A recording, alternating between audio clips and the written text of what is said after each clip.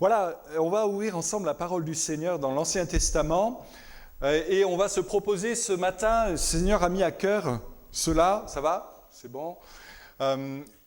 De partager avec vous une image prophétique de l'Église qui se trouve dans l'Ancien Testament, quand notamment David a été contraint de fuir devant Saül. Vous savez qu'il a été souvent amené à fuir devant Saül, et il y a un petit peu ce temps particulier où David n'a pas été totalement isolé, on va le voir. Il a trouvé aussi des appuis, et c'est quelque part une image de ce qu'est l'Église du Seigneur également. Et on trouve cela dans 1 Samuel 22, premier texte, on va lire ensemble, 1 Samuel 22, les 5 premiers versets. David partit de là, et il se réfugia dans la caverne d'Adoulam. Ses frères et toute sa famille l'apprirent et ils descendirent avec lui. Tous ceux qui se trouvaient dans la détresse, qui avaient des créanciers, qui étaient mécontents, se rassemblèrent auprès de lui et il devint leur chef. Il y eut avec lui environ 400 hommes. De là, David alla à Mitzpé de Moab pour dire au roi de Moab « Permets, je te prie, à mon père et ma mère d'émigrer vers vous jusqu'à ce que je sache ce que Dieu fera de moi. » Il les conduisit devant le roi de Moab et ils restèrent avec lui tout le temps que David fut dans la forteresse. C'est un premier texte. Et ensuite, on voit que David va se déplacer au gré un petit peu des circonstances douloureuses de cette fuite en avant. Et même, il va demander asile à ceux qui étaient les ennemis d'Israël, aux Philistins. Et on trouve cela ensuite dans 1 Samuel 1, 27, où il va à Tsiklag. Tsiklag, qui est une ville qui appartient aux Philistins, et c'est là où il va chercher refuge un temps. Et on apprend qu'ils étaient à ce moment précis, non plus 400, mais 600. Ça commence à grandir un peu et à croître. Et puis, ensuite encore, plus loin, mais cette fois dans le livre des Chroniques, chapitre 12. Oui, attendez, on n'en est pas encore là, mais bientôt. Chapitre 12, il est dit que, étant retourné à Tsiklag, il fut là dans cette situation, et verset 22, il dit « Ils prêtèrent leur secours à David, à la tête de la troupe, car ils étaient tous de vaillants héros, et ils furent commandants dans l'armée de David. De jour en jour, on arrivait auprès de David pour le secourir, jusqu'à ce qu'il y eût un camp considérable, comme un camp de Dieu. » Verset 23, 1 Chronique 12, 23. Jusqu'à ce qu'il y eût un camp considérable, comme un camp de Dieu. J'aime cette expression. C'est extraordinaire. On voit David qui est en fuite, David qui n'a plus le temps de reprendre son souffle devant Saül, qui est rassemblé par toutes sortes de personnes au départ. Vous l'avez vu dans la caverne d'Adoulam, et là on peut la mettre, la diapo, parce que c'est le premier temps, le premier épisode de ce qui sera demain le camp de Dieu. Et ça commence par ce temps dans la caverne d'Adoulam, où c'est un temps particulier, où il y a toutes sortes de personnes qui arrivent. On peut passer la diapo suivante, celle qui vous a bien fait rire. Vous les reconnaissez, on l'a tous vu 1000 fois à la télé. C'est la... Voilà, ils connaissent leur classique, c'est bien. La grande vadrouille. Et c'est un peu ça, au départ, l'armée de David. Dans la caverne, comme un lieu de refuge, c'est pas un 5 étoiles, c'est pas un palace. Et David n'était pas à ce moment-là avec sa pourpre, avec sa couronne sur la tête, mais il était certainement en sandales un peu usées, rapiécées, avec vêtements comme il pouvait. Il n'avait ni beauté, ni éclat pour attirer les regards. Et on sait que David est un type de Christ, d'une certaine manière, et on peut voir qu'il a attiré à lui des hommes et des femmes. Et quelle cour royale, imaginez! Il est dit qu'il y avait là tous ceux qui se trouvaient dans la détresse, tous ceux qui étaient endettés. Et puis il y avait aussi les Français. Tiens, il y avait les Français. Ah non, tous ceux qui étaient mécontents. C'est un peu synonyme, non? Il y avait des Gautier. T'es juste devant moi, j'y peux rien. Il y avait des Pupilles, des Cattel, des Drevons aussi. Il y avait des gens comme cela. Et dites-moi, lorsque nous sommes venus au Seigneur, n'étions-nous pas nous aussi endettés de cette dette du péché qui était irrecouvrable? Nous ne pouvons pas pouvoir nous extraire de cette dette, mais Christ l'a fait pour nous. Il n'y avait pas des riches, il n'y avait pas des nantis parmi les amis de David à ce moment-là, dans la caverne d'Adoulam, dans ce lieu humide et froid, où il n'y avait pas la clim. Eh bien, voici qu'il y avait là des gens qui ont eu un cœur de s'approcher de David, qui ont eu cette foi suffisante de croire que tôt ou tard, les choses évolueraient et que ce David en fuite, bientôt, il serait sur le trône d'Israël. Amen. Et il régnera. Et ça, c'est l'assurance que nous avons auprès du Seigneur. Amen. Il n'y avait pas beaucoup de riches. Jésus a dit qu'il sera même difficile pour un riche d'entrer dans le royaume de Dieu. Non pas en soi parce qu'il est riche, mais parce que l'amour de l'argent, le pousse à ne pas vouloir du Seigneur. En témoignage, nous avons ce jeune homme riche qui aurait bien aimé suivre le Seigneur et qui, à un moment donné, s'est rendu compte qu'il était attaché à ses richesses terrestres. Quelle que soit ta richesse, que ce soit ton compte en banque, tant mieux, que ce soit ta retraite, que ce soit ton travail dans lequel tu t'investis corps et âme, que ce soit tes loisirs, ce n'est pas cela qui va pouvoir remplacer la paix de Dieu, amen, dont tu as besoin dans ton cœur. Et peut-être ce matin, as-tu besoin, toi qui es là, ami, de faire la part des choses et de dire, Seigneur, je veux te mettre en premier désormais. Je veux te mettre en premier comme étant mon or, mon argent et toute ma richesse. Il y avait au départ 400 hommes. À Tsiglac, il y en a eu 600. Et puis quand on arrive à 1 Chronique 12, et c'est un petit peu plus le texte qui va nous servir de référence, on s'aperçoit, si on fait tout le calcul, et je l'ai fait avec une calculatrice, en ajoutant tous les chiffres qu'il y a à droite et à gauche, on arrive à 340 000 et plus, 340 000 hommes. Ça fait quand même une belle croissance. De 400 à 340 000 personnes. Et il y a eu un effet d'accélération. Et je crois que le Seigneur, à la Pentecôte, a désiré qu'il y ait un effet d'accélération. Amen. Pour qu'il passe de 120 réunis dans une chambre haute à Jérusalem à un peu plus tard, quelques heures après, à 3120 et encore un peu plus tard à 8120. Amen. Et ça, c'est l'œuvre du Saint-Esprit.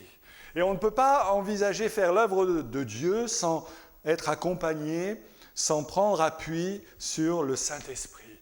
Gamaliel, a pu dire, c'est cette entreprise. Et l'œuvre qui vient des hommes, elle se détruira d'elle-même. Mais si elle vient de Dieu, vous ne pourrez pas la détruire. 20 siècles après, nous pouvons affirmer que l'Église est vraiment l'œuvre de Dieu. Parce que non seulement elle n'a pas été détruite au fil des siècles, mais aujourd'hui, et à l'heure où je vous parle, sur la surface de la terre, toutes les 20 minutes, une Église ouvre. Amen. Des hommes, des femmes nés de nouveau ouvrent une nouvelle Église toutes les 20 minutes, ici-bas, sur cette terre.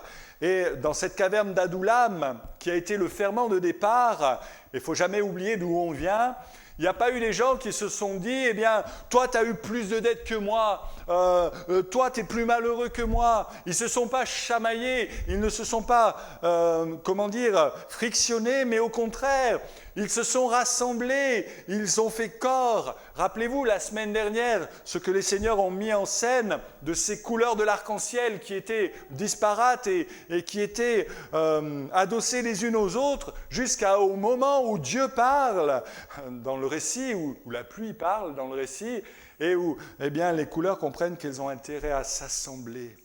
Ce qui a fait la force de David et de cet embryon de camp de Dieu, c'est qu'ils se sont dit, ensemble, ça vaut mieux que séparer les uns des autres.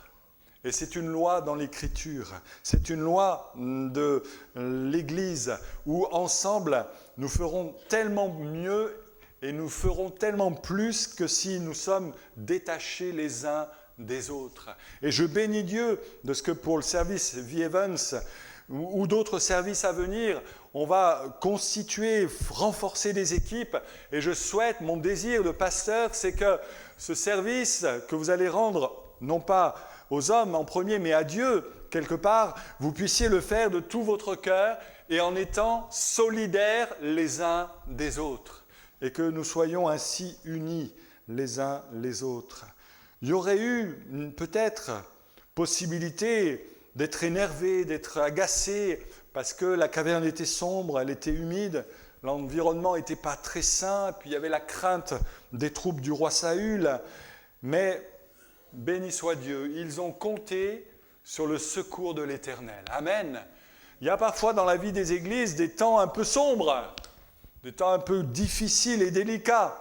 Mais nous devons continuer à fixer nos regards sur le Seigneur et avoir une perspective qui se trouve devant nous. Comment je vois mon Église? Comment je l'imagine dans 1 an, dans 2 ans, dans 5 ans? Avez-vous eu déjà ce genre de questionnement? Je suis sûr que David et ces quelques hommes, ces 400 du départ à Doulam, eh bien, se sont dit, mais ça va pas se terminer comme cela, dans le sombre de cette grotte, de cette caverne. Il y aura un temps où on va voir la sortie du tunnel et où Dieu va poser sa main. Amen. Et je bénis Dieu de ce que le Seigneur, eh bien, est fidèle. Lorsque nous, parfois, nous sommes infidèles, lorsque nous faillissons, lui demeure fidèle. Et si nous venons dans la repentance, eh bien, oui, le Seigneur est capable de nous restaurer. Amen. Oui, le Seigneur est capable de nous redresser, de nous fortifier. Et ces hommes auprès de David me font penser aussi aux hommes qu'a choisi Jésus. Jésus a passé une nuit de prière, c'est pas rien, pour faire un choix crucial sur 12 hommes. Et autant que nous sommes, si nous étions managers, on n'aurait pas choisi cela. Certainement pas. Parce qu'il y avait parmi eux des personnes qui n'étaient pas forcément très recommandables, très cultivées. Il y avait même un de ceux-là qui était plus ou moins terroriste, le Zélote, Simon le Zélote. C'était quand même particulier, mais Jésus les a choisis. Ce n'étaient pas des techniciens professionnels de l'Évangile. Ce n'étaient pas des bureaucrates. Mais c'était des hommes qui avaient un cœur pour Dieu. Amen. Et qui se sont attachés au Seigneur fortement. Et ça, je bénis le Seigneur parce que c'est vraiment l'essentiel. Et on retrouve un peu cette idée lorsqu'il est question de personnes dans la détresse, endettées, mécontents. Qu'allait faire David avec ces gens?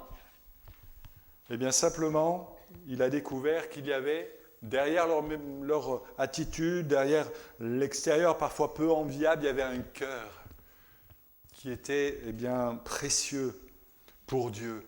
Et je bénis Dieu parce que ce que Dieu recherche, ce n'est pas que nous soyons des surhommes, des surfemmes, des technocrates, des techniciens de l'Évangile.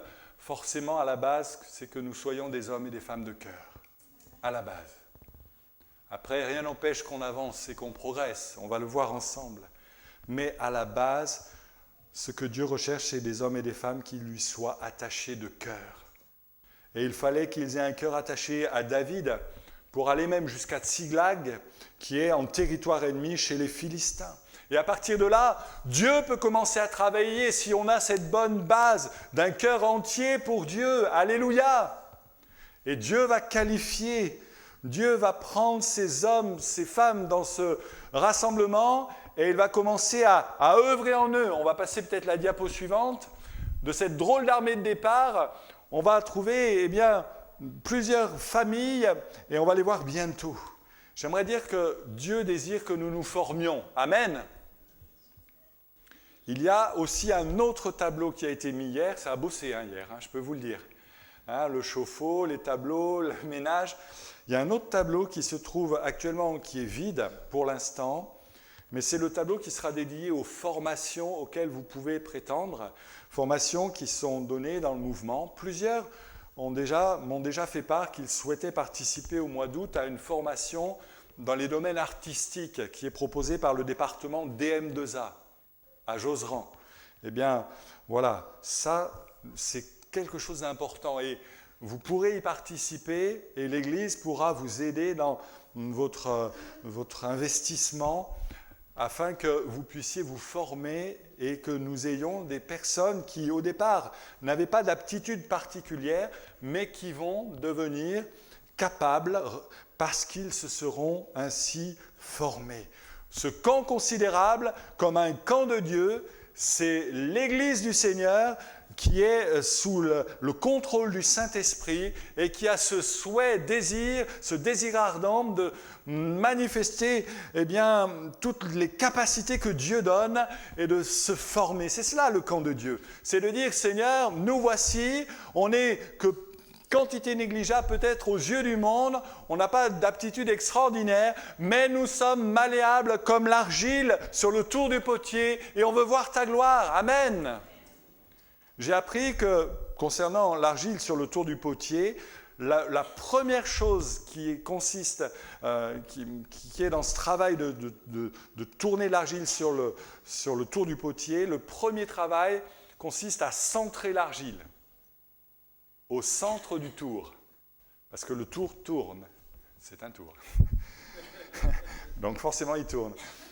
Mais si l'argile n'est pas centrée, l'argile échappe avec la force centrifuge. Et il faut qu'elle soit centrée au centre du tour.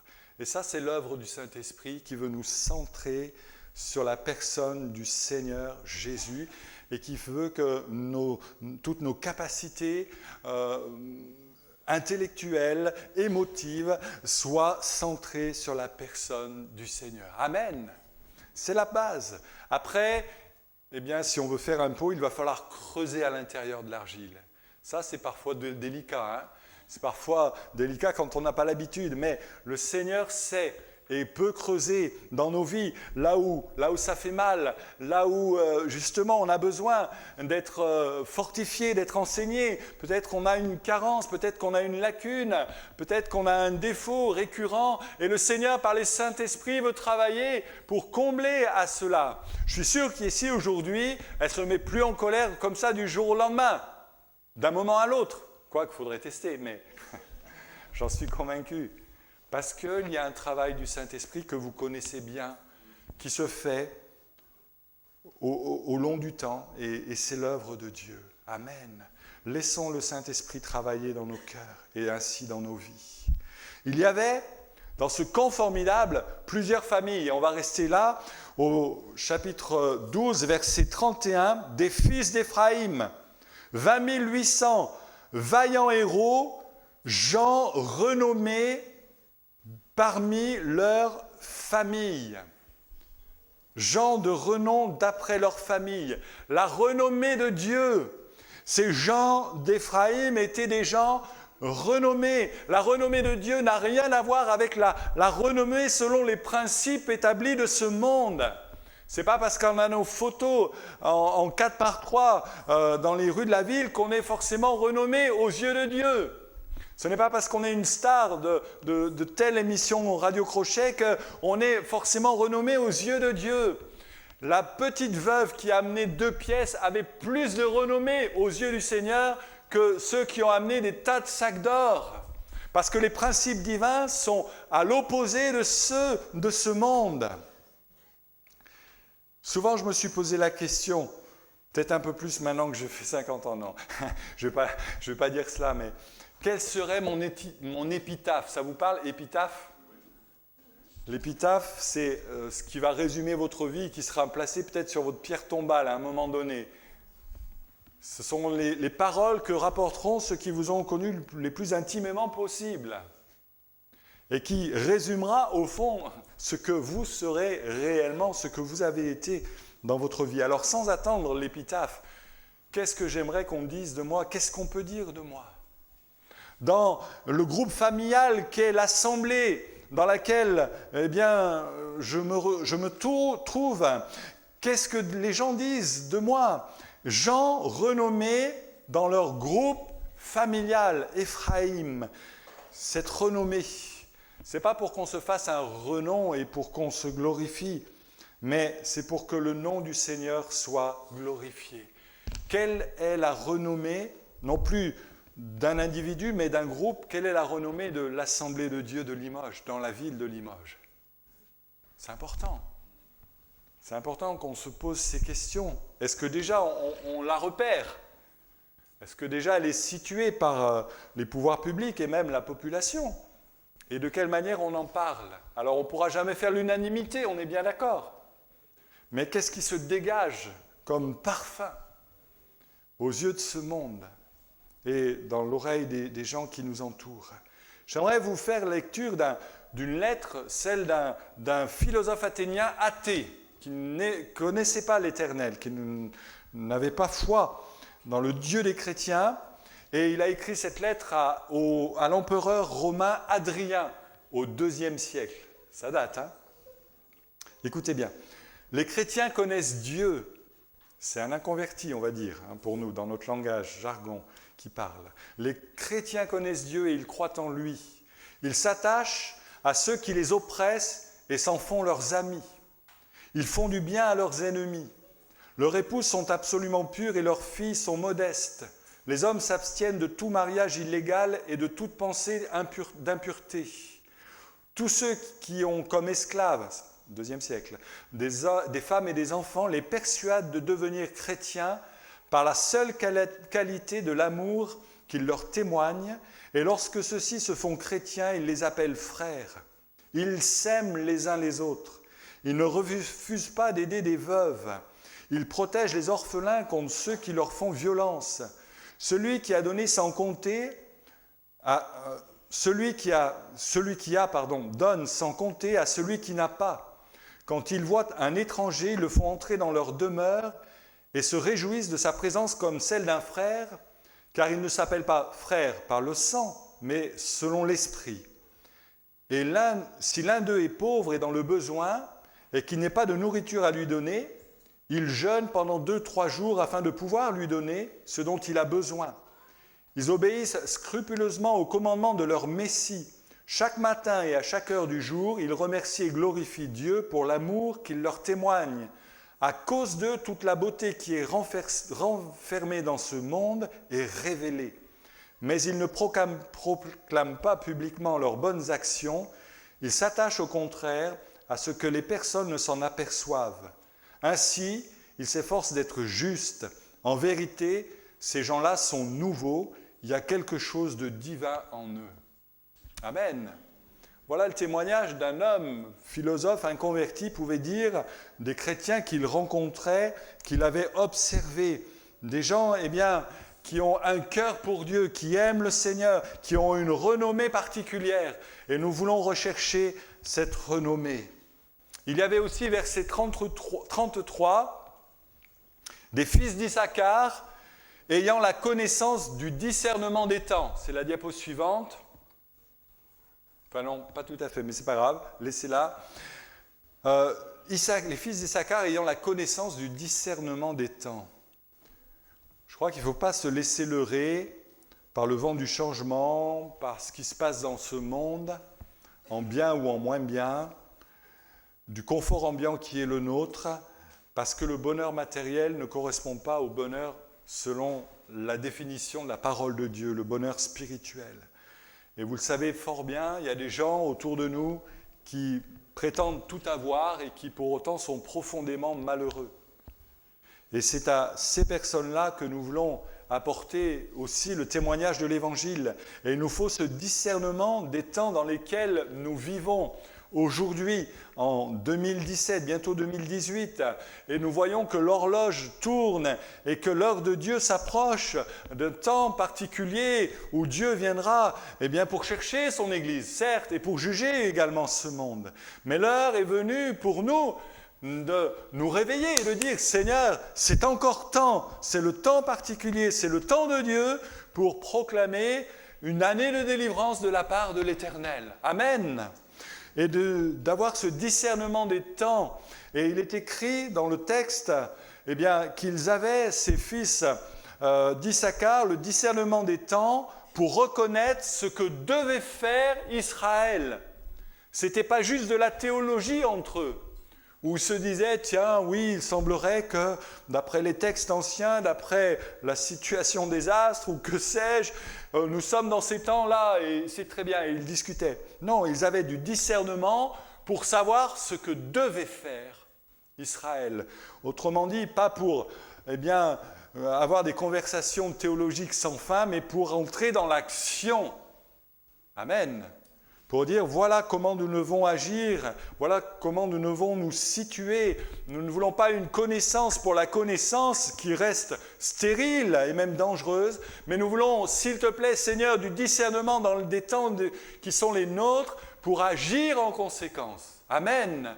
Afin d'amener autour de nous la bénédiction, pour nous occuper des parias de ce monde, pour aller apporter et intensifier le combat spirituel dans le cadre de notre assemblée. J'aime cette parole de l'apôtre Pierre dans sa 2e lettre, c'est son testament, où il dit « Attendez l'avènement du Seigneur ». Ce n'est pas tout à fait ça. Il dit « Attendez et hâtez ». Il y a les deux mots à côté. C'est pourtant, ils ne vont pas ensemble. Attendez et hâtez. Quand on attend, on n'est pas dans la hâte. Mais Pierre dit, vous attendez le retour du Seigneur, mais vous allez le hâter. Comment cela ? Eh bien, en comprenant que Jésus a dit, voici, je viendrai vous prendre, mon Église, mais il faut qu'avant, l'Évangile soit prêché à toute créature ici-bas. Et le fait de hâter l'avènement du Seigneur, c'est le fait de se mettre en mouvement pour dire, voici cette Église, elle sera dans 1 an, dans 2 ans, dans 3 ans, trop petite. Il va falloir pousser les murs, il va falloir que, on puisse envisager une autre localisation sur l'agglomération parce que ça sera devenu trop petit. Amen. Oui ou non ? C'est le temps de Dieu. Et il nous faut des fils d'Issachar, autant que des fils d'Éphraïm dans l'Église, qui est le camp de Dieu, pour dire, eh bien voilà, nous devons aller dans telle direction, il y a tel projet à venir. Et je bénis Dieu de ce que notre vision, c'est celle de voir des hommes, des femmes s'ajouter, voir son Église, eh bien, non seulement grandir en quantité, mais aussi en qualité, avec un désir qui est celui aussi de mes collègues, de former ceux qui se sont engagés par les eaux du baptême, les nouveaux baptisés, de pouvoir les former pour en faire des disciples. Amen.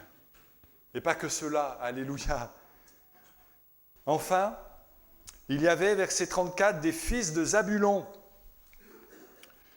De Zabulon, 50 000 en état d'aller à l'armée, munis pour le combat de toutes les armes de guerre, et prêts à se ranger au combat d'un cœur résolu.